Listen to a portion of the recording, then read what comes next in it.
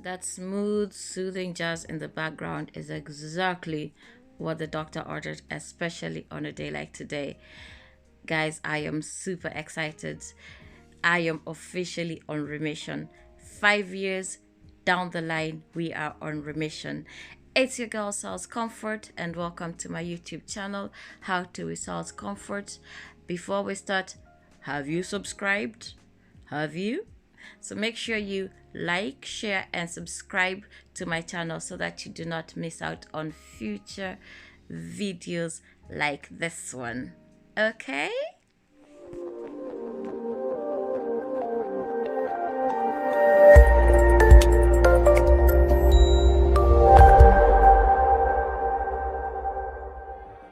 So,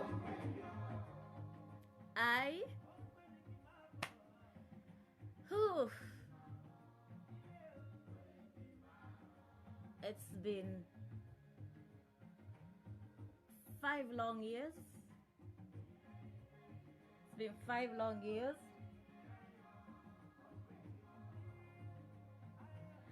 And I am officially on remission.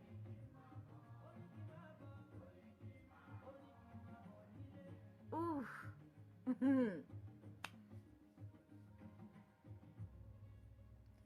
I am officially on remission. And that is a heavy thing. That is a heavy, heavy thing. So I just got a phone call. My surgeon called. What when was it? I think 10 minutes ago. 10 minutes ago. I had two people call. I was actually supposed to go to the hospital, but because of the corona mambo, they called. I had two appointments, so one with the surgeon and another one with who do you call, what is she actually? She's a nurse, but she's my case manager. See, I had two call what do you call them, two CT scans, and the surgeon said that the reason why they did the second CT scan is because they had seen something in my lungs, and that's why they took a second CT scan, and the second CT scan came out clean. So I think that's just because I've been getting like um, bursts of pneumonia here and there. It happens 3 times, so I think it just comes and goes, and I think that's what they saw. So they took another CT scan and it's clean. My blood work is clean. So after 5 years, you're officially on remission. Tenpindo camera kidogo. Every single year, every January, February, um I spend countless countless hours in the hospital. I have my CT scans done. I have colonoscopies done. And if you know what a colonoscopy is they put a tube that has a camera, and they put that in your behind, for lack of a better word. They put that in your a hole, and they go through your colon. My colonoscopy was done last year, and that was clean as well. And remission is very different from being cancer free. Let me just tell you that first of all. Remission is different from being cancer free. So, is it a complete remission? He can't say. That's why in 2 years, which is 2021, I will still have a colonoscopy done. And every 2 years after that, I will still have a colonoscopy done. And that is because I have something called Lynch syndrome. And Lynch syndrome is that you have a mutation in your DNA that makes you susceptible to certain types of cancer. And cancer is just a cell that doesn't die. It grows and grows and grows. What happens in the body, in the human body, is that your cells grow, they die, new cells appear, and they ndio maana saa zingine nywele ikikatika, it grows because those cells come back. Your nails, every single place in your body that you have cells, they grow and they die. But a cancer cell doesn't it keeps growing and growing and growing and growing and growing. And if it doesn't have space, it becomes, you know, it becomes a tumor. If it doesn't have space anymore, it metastasizes. So it can start in your lungs. And since cancer is a silent killer, you never get symptoms. That's the problem with cancer. You never get symptoms. So it can start, and by the time you realize it's not in your lungs anymore, it's traveled to your liver, it's in your entire body. So then it's too late. It's usually too late. So once you've had it, you will have to get checked every single year. And then after 5 years, that's when they tell you you're in remission. And that is today. Whew. I think in stress here, the last 5 years ikitoka kwa mwili, I've had enough moments that everything has just gotten heavy. I had a hysterectomy. My womb was removed, my cervix was removed, and my fallopian tubes were removed. So knowing how the body works and how God created the human body, you will need a womb to conceive. And since you do not have it, then look for the next thing, which for me is adoption. So for me personally, it's very important to take what life has given me at that particular point and think about it and learn to accept it and move on. I don't like being stuck in that moment. No, I don't like being stuck in that moment. But unfortunately, I'm constantly reminded. When I was going through this, my mind thought, hey, this is what is going to happen. Sals, you're going to get your surgery. That's it. Because they can't tell you whether you're going to go through chemotherapy if you haven't had surgery. So my mind was set, you're going to get your surgery, and then life is going to go back to normal. We had the surgery. The doctor said that the cancer had started to spread. It was in my lymph nodes, so we're going to get chemotherapy. And I was like, okay, Sals, after chemotherapy, life is going to, life is going to get back to normal. You're going to be done with this and life is going to get back to normal. That was my mindset back then. But life did not get back to normal. Every single day that I wake up, I am reminded. I'm reminded of everything that I had to fight through. Every single day before I go to bed, I'm reminded of it. You don't need to carry a baby to be a mother. Raising a child makes you a mother. And that's what most women do not realize, because it is women that say the meanest things. It's women that do that. Raising a child makes you a mother. How are you raising your child? Are you raising a responsible human being? Are you raising a child that is loved in a loving environment? That makes you a mother. So, am I barren? No, I'm not barren. I've had 2 miscarriages, so I can get pregnant. I could get pregnant. But for medical reasons, we removed certain parts of my body. So the word barren does not apply here. Which is a mean word to say to a woman, actually. It's a mean word to say to a woman, calling another woman barren. That is just the meanest thing someone can say to someone. And men don't use it. It's women that use it. Men will just tell you, go have a baby, get pregnant. But women will just stick it in and just turn that knife and try to hurt you as much as they can. So, for those women that like to throw it out there, wewe na maugonjwa zako na kansa yako, no honey, no. We went through that. We are on remission as of today. So, mimi sina cancer. We fought through it. Wacha nikwambie, it takes a toll on you. kama si Jelano, kusema ukweli, kama si Jelano, I think mwili yangu tu inge give up. Jelano had just been born. He was born in July, so he was a few months old, and this child is an empath. So alikuwa ananiangalia akikuja hospitali, alikuwa ananiangalia na macho zingine tu, unaona tu this child can see into your soul. He can see that you're not fine. And I wanted to see him grow. Jelano gave me the strength. That's it. Nothing else. Jelano was it. So Jelano was my lifeline. Literally my lifeline. And then Jelano was copyright ya bradhango.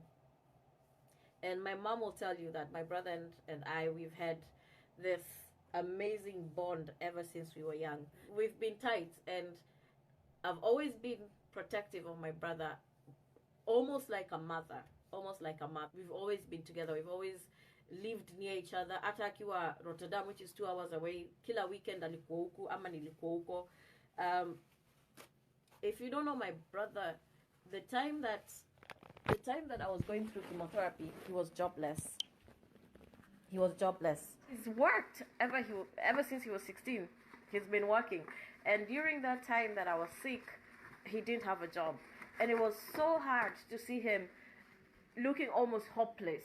He stayed for almost a year without work, and I know you can think of that as a bad thing, but I choose to think about it as God giving me support, because he was my everything. Tony alikuwa, every single appointment ni yeye alikuwa ananipeleka. Every single therapy session ni yeye alikuwa ananipeleka. Alikuwa ananichukua. Sasa kama angekuwa na kazi, hizo zote angeweza kufanya.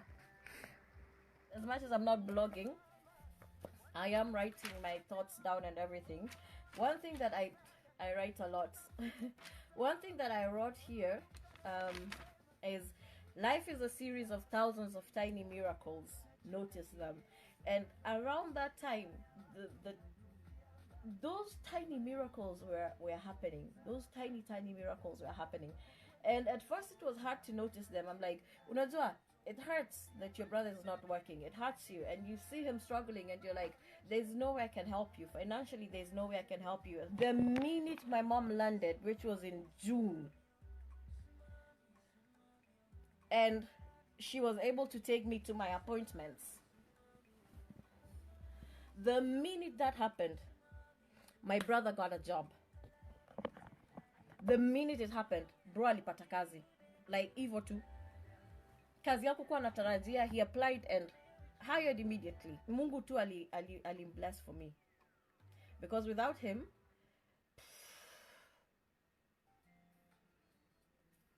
hata sitaki kufikiria. Unajua? Sitaki kufikiria kile ingefanyika. So him, Zelano, and my tiny family, Sanao, Sandrine, Mr. Clark, those were the people that held me down. Those were the people that just made sure I was grounded. And as much as it was a bad experience, it was a beautiful experience as well, because you get to know the true people. So nilikata watu kwa maisha yangu. I even cut off family. Any person that wasn't contributing to my growth, and if I wasn't contributing to their growth, I cut them off. Because sita struggle na myself, and then nianze ku struggle na wewe pia. You remember 2017 I had surgery. That's when Sandrine came to stay with me. My mom actually, I knew that I was going to have surgery before my mom left, but I didn't tell her. If she's watching, Paula mom, you want someone to live their life. You don't want them to be bound to you because they have to take care of you. So I got the letter before my mom left, and I think she left in May, and June I was to have surgery at June 17th, 2017. So I didn't tell her, and she left. And then after she left, I told her I got the letter. 2016, end of 2016, I was in a wheelchair because I couldn't walk, and there was a doctor that came from Germany to measure me for special type of shoes. I loved my heels, and then here comes doctors that want to measure you for special shoes. and you have to learn how to walk all over again. So like I said, I thought after chemotherapy and after all of that, everything was going to be fine. You know, I was going to pick up my life and we were just going to go through the motions. But then chemotherapy happens and bam, I'm learning how to walk again. How does that even happen? Thought I was dreaming. There are days I really thought I was dreaming, because I didn't see how we kind of made that transition from we are treating you for cancer to something else. I think that was the hardest time of my entire life. Just leave alone the cancer. That period where you have to find yourself again. That period where everything is just not working. That period that you don't even know your own body, because sasa tumetokaje tunaanza kufundishwa kutembea kusema ukweli. We went from having an oncologist to having a neurologist, and my mom just looked at me and I looked at her, and we just said, no, we are not going to do this. We are not going to do this. So I had to throw out all my shoes, all of them. And now, again, financially, I have to shop for new shoes, because now we have to walk on flats. There is no way we are walking on heels. Anything like Evo, we can't. So 2016 mpaka I think May 2017, that was the hardest period of my life, and I was drinking a lot. I was depressed and I was drinking a lot. I just wanted to stay. I could wake up and just get my wine. I wanted to drink it all away, and then wake up and magically have my life back in order. But that wasn't happening, and the only way that could happen is if I got control back of my life. And one thing about people that have been depressed before, if you've been clinically depressed, which I was, is that it can come back very quickly. I have my moments when I'm very low and I can feel it. I've trained myself to recognize those moments when I feel it coming, and allow myself to not feel okay. Nilikuwa kama mtoto mdogo. My mom had to watch over me. I couldn't go out alone because now we have coordination issues kwa brain. My brain, that's why most of the time when I'm live and I'm telling you I'm walking, check whether I'm walking straight. I don't. We are not coordinated. We are not coordinated anymore. So I can fall.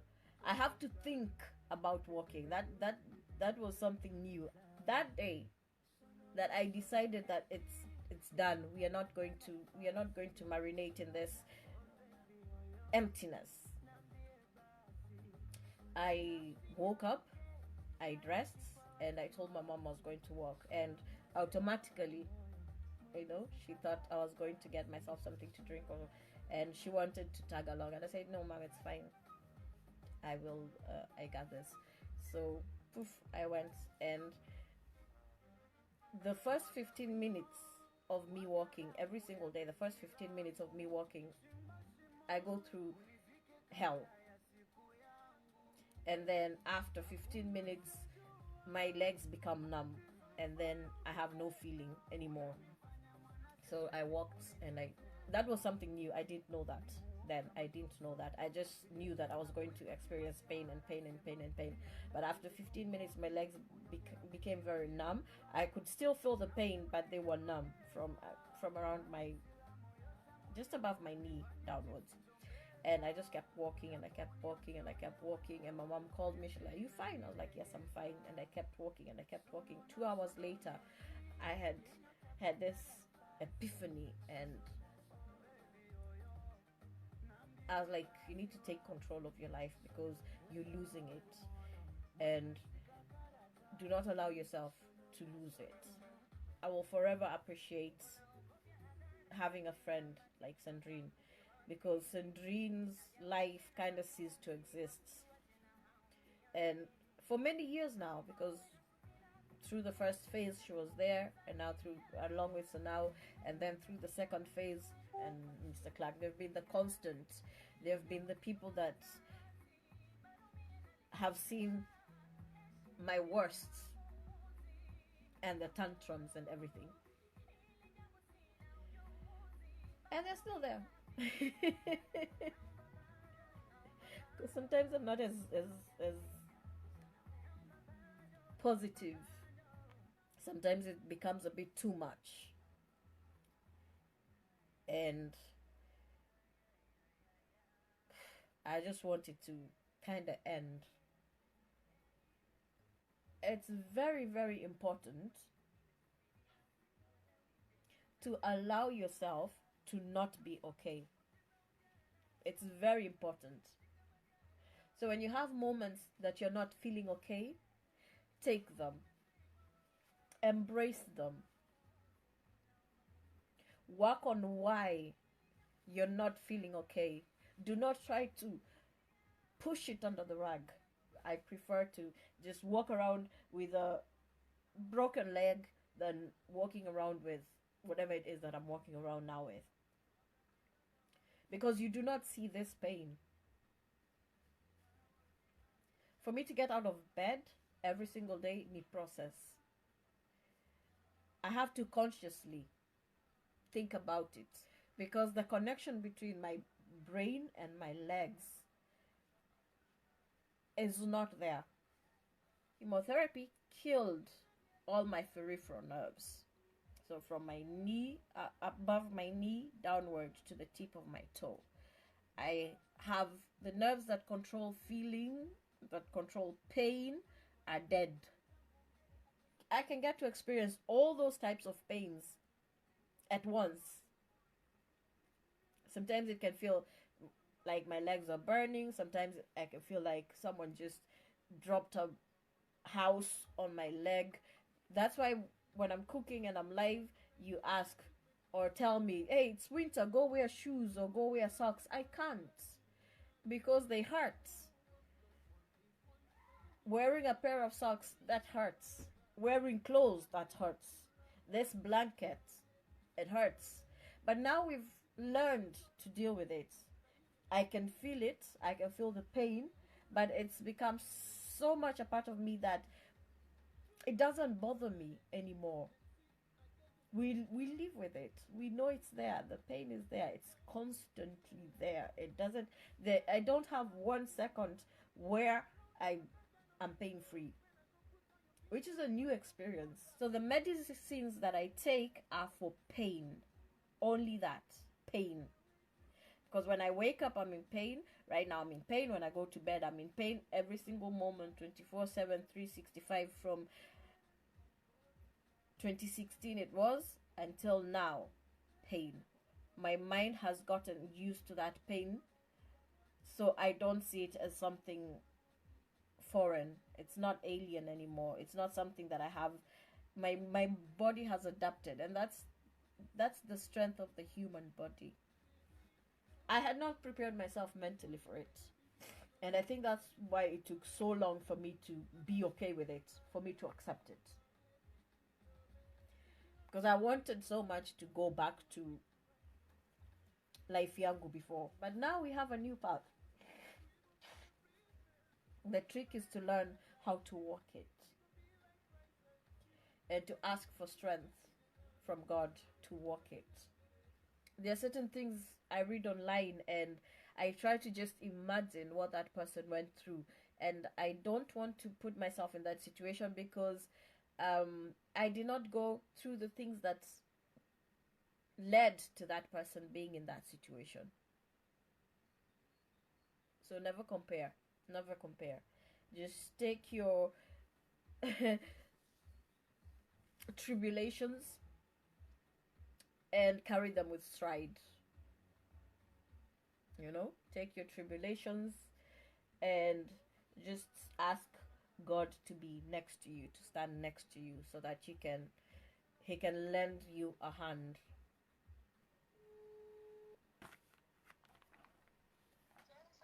Poa, sema. No, ni anaitwaje, surgeon wangu amepiga simu. Nilikuwa nimekwambia nilienda CT scan. So nini sasa wamesema niko officially on remission. Si ni good news?